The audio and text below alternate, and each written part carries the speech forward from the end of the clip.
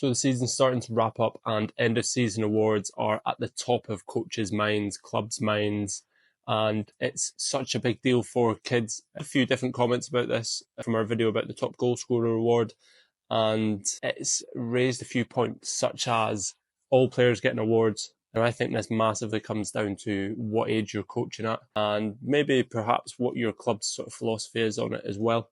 The club that I am working at currently give a medal to every single player, and then they only give out 2 awards per age group. So it'd be 2012, 13 to 14, all the way from like 2008, 2007, 8, 9. All get, each age group gets 2 awards each, so player of the season and a most committed award as well. I think the medal for everyone is a great piece to do because it means you're not relying on players. I think we overestimate as coaches and as club staff how much players actually think about these awards throughout the year. And it's only really, in my experience, this isn't gospel, it's not fact, it's not based on research, but players only really start to think about end of season awards in the sort of week, 2 weeks coming up to it.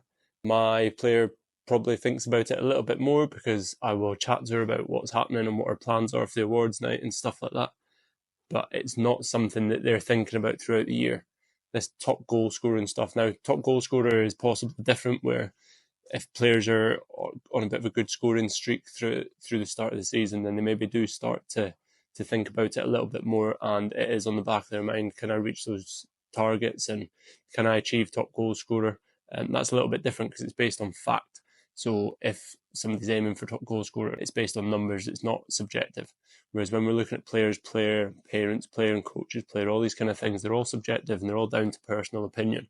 So I think getting a medal or I do think it should be a medal. If we're talking about giving something to every player, I think it should be a medal rather than a trophy. Because I think if we're giving it a trophy, it sort of takes away from the players that are getting an award, that have maybe done that little bit extra, have had an outstanding season and do deserve a trophy or whatever. Ours actually get a shield, a perpetual shield and a trophy. So they sort of keep the trophy and then they hand the shield back at the end of the year.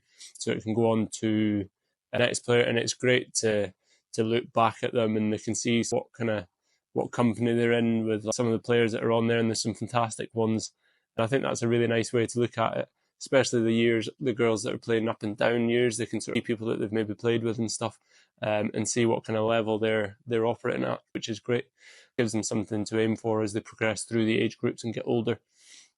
But I do think if we're giving to every player, it should be a medal, or you can also go down the sort of personalised touch as well, where you can give something with a club memorabilia, or I want to build into at the moment.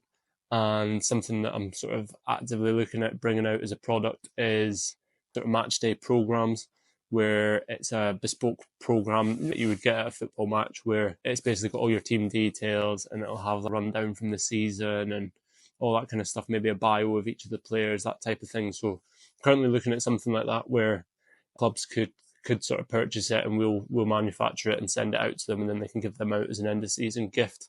So that's something we're looking into at the moment.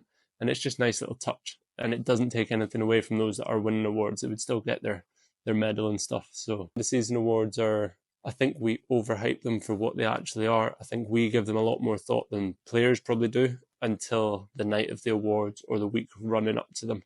They're probably talking about, who do you think is going to get this? Who do you think is going to get that? But the reality is they're not going through the season thinking, I'm going to get best player or I'm going to get most committed or most improved or any of this kind of carry on.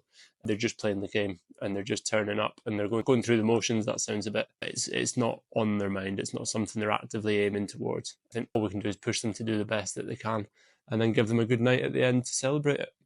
Let us know what you think in the comments. What awards do you give out? And do you give an award for every player? Do you think we should give an award for every player? I know there's a flip side to that where people might say, we give awards for everything now, participation awards and stuff. And I don't think it is. This isn't a participation award. I don't think it's that. I think it's to show a little bit of appreciation and a little bit of reward for working hard throughout the season. I don't think it's well done for turning up. That's maybe different when you go to a tournament. If you lose every match and then you still get an award at the end, that's a bit of a different story, I think. But when you've worked hard all season, you've been coming to training and learning and improving and developing as a player, then absolutely I think they deserve something. So let us know what you think in the comments. I understand there might be an argument to that one, but it'd be interesting to hear people's thoughts.